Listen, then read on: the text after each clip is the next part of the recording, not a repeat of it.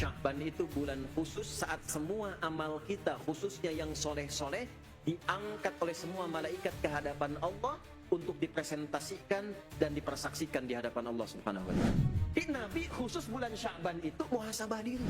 Nah, kalau orang tidak pernah siap-siap dengan bulan Ramadan, tidak pernah siap-siap di bulan Sya'ban, maka dia akan sulit menerima semua kegiatan di bulan Ramadan.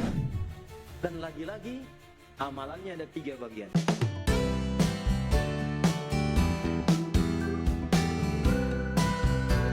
Sya'ban ini bulan, kata Nabi, yang orang itu banyak melupakan keistimewaannya karena fokus pada apa? Wahwa, perhatikan, baina Rajab wa Ramadan. Karena fokusnya pada Rajab dan fokusnya menunggu Ramadan. Kita fokus di Rajab. Ada Isra Mi'raj. Ya kan? Ramai kan Rajab itu? Rajab itu bulan kehormatan. Bisa kita puasa di situ, puasa bulan Hurum. Kita mengingat tentang peristiwa Isra Mi'raj, kita tingkatkan salat, kita mengkaji tentang akhirat, kita cari tanda-tanda kebesaran Allah.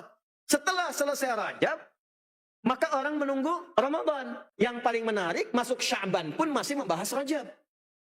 Buktinya peringatan Isra Mi'raj masih ada sampai sekarang. Ya kan? Padahal sudah masuk Sya'ban. Apakah salah? Tidak. Karena Nabi pun sudah ngendikan dulu, sudah ngasih kode. Bocor halus tadi Nabi itu. Ya. Kata Nabi SAW, memang Sya'ban ini istimewa, cuma karena orang fokus di Rajab dan Ramadan, maka lupa dengan keistimewaannya. Apa keistimewaan Sya'ban itu? Ada 3. Ada berapa? Insya Allah aman ya, karena sudah selesai pemilunya. Jadi kalau saya sebut 1, 2, 3, kita sudah kosong. Keistimewaan Sya'ban ada 3. 1, tolong fokus di sini. Teruskan hadisnya. Dzalika syahrun atau kama qala sallallahu alaihi wasallam yattali'u fihi. Awas, ada riwayat lain, turfa'u fihi al-a'malu salihah ila rabbil alamin. Sya'ban itu bulan khusus saat semua amal kita, khususnya yang soleh-soleh, diangkat oleh semua malaikat ke hadapan Allah untuk dipresentasikan dan dipersaksikan di hadapan Allah Subhanahu wa Ta'ala. Diumumkan. Ya Allah, si fulan amalnya ini. Ya Allah, si fulan amalnya ini. Maaf, sebelum diumumkan pun, bahkan sebelum dilakukan, Allah sudah punya sifat alimun khabir. Sudah tahu itu. Tapi kenapa ada redaksi sampai diangkat diumumkan? Untuk menunjukkan kesan kepada kita bahwa amal kita disebutkan supaya kita merasa. Contoh. Kalau nama bapak, nama ibu disebutkan oleh sosok yang sangat dihormati, kira-kira senang tidak? Lalu yang disebut kebaikan bapak ibu sekalian, senang tidak? Saya menyebutkan almarhum Allah yarham, Haji Modar Arifin, itu yang senang bisa anak dan keturunannya. Maka bagaimana ketika nama Anda disebutkan oleh orang yang sangat dihormati? Nah, sekarang nama kita disebut oleh malaikat dan disebutnya di hadapan Allah. Itulah Sya'ban. Karena itu komentar Nabi, saya ini pengen disebut nama saya di hadapan Allah ketika sedang mengerjakan yang baik-baik. Ketika mengerjakan yang baik, Anda bisa bayangkan seorang nabi, nasabnya mulia, dipuji oleh Allah di Quran, wa innaka la'ala khuluqin azim. Satu-satunya nabi yang sebelum wafat turun dari Allah jaminan satu surah menjamin surganya. Inna a'tainakal. Dipuji sahabatnya, dipuji istrinya dipilihkan dalam Al-Quran, dipuji keluarganya dijamin dalam kebaikan, tapi tidak menghalangi beliau untuk mensyukuri nikmatnya dengan mengatakan, saya ingin nama saya diviralkan di hadapan Allah dalam keadaan baik. Nabi khusus bulan Sya'ban itu muhasabah diri. Menata diri menjadi baik. Lantas siapa kita yang bukan Nabi menodai Sya'ban dengan perbuatan-perbuatan kotor? Sya'ban masih ada yang mencela. Sya'ban masih ada yang saling bikin hoax. Sya'ban masih ada yang saling menuduh. Nabi saja yang jelas surganya melakukan yang baik. Kenapa kita yang mengaku umat Nabi Muhammad justru melanggar apa yang Nabi contohkan? Halo? Nah, itu renungan pertama. Itulah Sya'ban. Kalau kita tanya, ya Rasulullah, bagaimana caranya kami di Sya'ban ini jadi orang baik? Maka latihannya kata Nabi, 1, itulah sebabnya saya menunaikan banyak puasa sunnah di bulan Sya'ban. Tujuan pertama. karena ternyata kalau ingin menjadi baik, itu nanti ada 3 amalan pokok dalam Quran. Ada berapa, Bu? 3. Dari 3 ini, kunci yang paling pokoknya itu 1, yaitu puasa.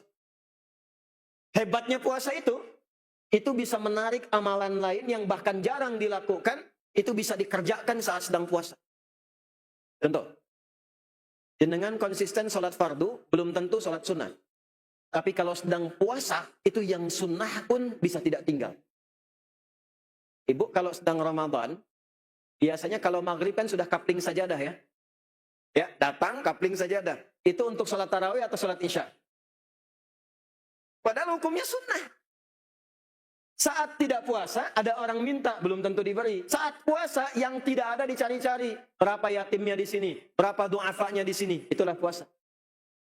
Dan hebatnya puasa, saat dikerjakan, itu bisa mengangkat yang taat dan menekan yang maksiat. Tidak ada orang sedang puasa bisa berbuat maksiat. Koruptor libur tuh. Belum puasa. Pencuri libur. Minimal takut batal puasanya. Jadi kalau Nabi perbanyak puasa di bulan Sya'ban dibanding bulan-bulan lainnya, karena rahasia yang pertama, 1, di bulan Sya'ban khusus amalan kita langsung diangkat di hadapan Allah dan langsung diberitakan si fulan sedang melakukan apa. 1. Evaluasi. Ini Pak, Bu, bedanya ya. Kalau ibu baca Quran di bulan Rajab, baca diberikan pahala setiap hurufnya 10. Tapi jenengan baca Quran di bulan Sya'ban, pahalanya dituliskan langsung disampaikan kepada Allah oleh malaikat. Ya Allah, hambamu si fulan sedang baca Quran. Sya'ban. Jelas? 2. Saya percepat. Kegiatan Nabi di bulan Sya'ban ternyata memiliki tujuan yang kedua, selain menyiapkan kita menjadi baik, merubah kita menjadi baik, sehingga dengan kebaikan itu berubah hatinya menjadi lapang, menjadi lebih longgar, sebagai persiapan menuju bulan ke-9 yang penuh dengan anugerah, yaitu Ramadan. Persiapan Ramadan.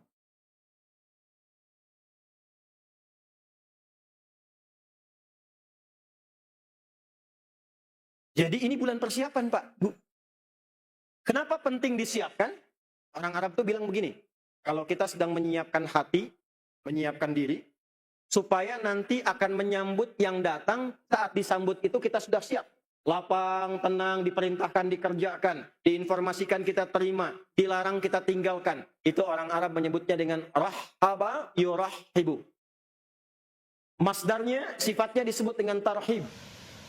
Maka dari itu sering kita dengar istilah bulan Sya'ban itu sebagai bulan tarhib Ramadan. Jadi begitu sudah siap hatinya, Ramadan datang, dikatakanlah di lisannya, marhaban ya Ramadan. Nah, kalau orang tidak pernah siap-siap dengan bulan Ramadan, tidak pernah siap-siap di bulan Sya'ban, maka dia akan sulit menerima semua kegiatan di bulan Ramadan. Lisannya mengatakan marhaban, tapi tarawih absen. Lisannya mengatakan marhaban, tapi tilawah Quran tidak pernah dikerjakan.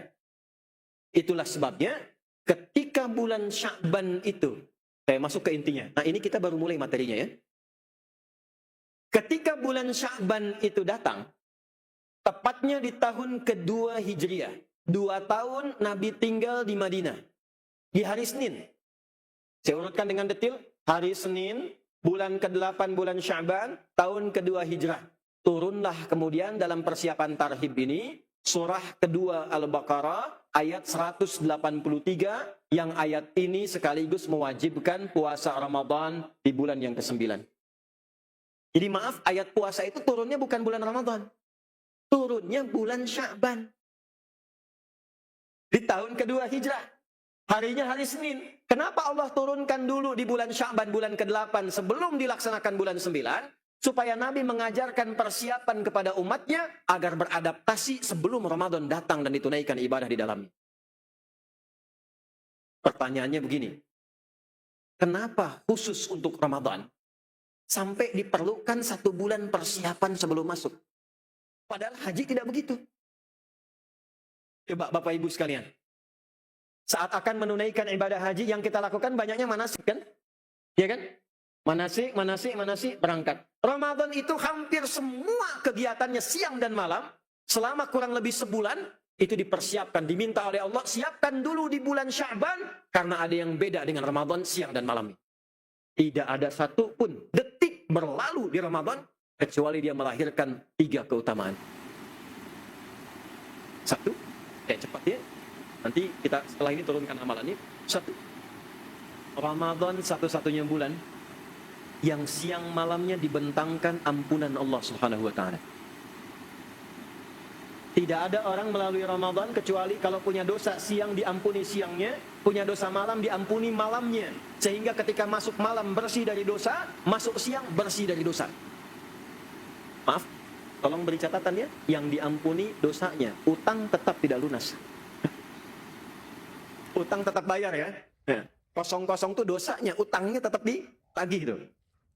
Tidak ada siang dan malam kecuali penuh dengan ampunan. Sehingga malaikat komentarnya begini. Ada 2 riwayat nanti di Al-Hakim Naisaburi punya kitab namanya Al-Mustadrak. Dengan syarat Al-Bukhari dan Muslim. Malaikat datang kepada Nabi, Nabi sedang tausiah. Mihrabnya Nabi itu punya 3 tangga, 3 gundakan. 1, 2, 3. Setiap Nabi naik, ada riwayat mengatakan Nabinya berdoa, ada riwayat mengatakan malaikatnya yang komen, Nabi mengaminkan. Naik yang pertama, lihat komennya. Raghima anfu rajulin liman adraka ramadhana falam yughfar lahu. Keterlaluan. Saya ulangi, keterlaluan. Raghima anfu rajulin itu kotor hidung seseorang, itu ungkapan dalam bahasa Arab. Kalau bahasa kita hidung belang. Tahu hidung belang, Bu? Bapak tahu hidung belang? Tahu sejarahnya enggak? Sejarahnya saat Batavia itu dikuasai, ada JP Kun nama gubernurnya. Dia punya seorang keponakan perempuan, tinggal dengannya di Kota Tua di Jakarta. Kalau nanti main ke sana masih ada istananya. Kemudian punya seorang prajurit zina dengan keponakannya itu. Dalam hukum Kristen, kalau ada perzinaan, itu dihukum rajam. Hukum rajam. Maka yang perempuannya pun dieksekusi, yang laki-lakinya dieksekusi. Sebelum dirajam, dicoret dulu oleh arang hidungnya. Ditandai. Begitu dicoret, maka beliau komenkan, dikomen oleh yang bersangkutan, ini hidung belang katanya. Ya, dari situlah istilah hidung belang muncul. Diberikan coretan dengan arang di hidungnya untuk menunjukkan, menghinakan orang ini sebelum dieksekusi. Jadi baik di Arab ataupun di Eropa, itu sudah sepakat kalau ada orang terhina, itu digambarkan kotor hidungnya. Keterlaluan. Perhatikan kalimat malaikatnya, raghima anfu rajulin, sangat keterlaluan seseorang.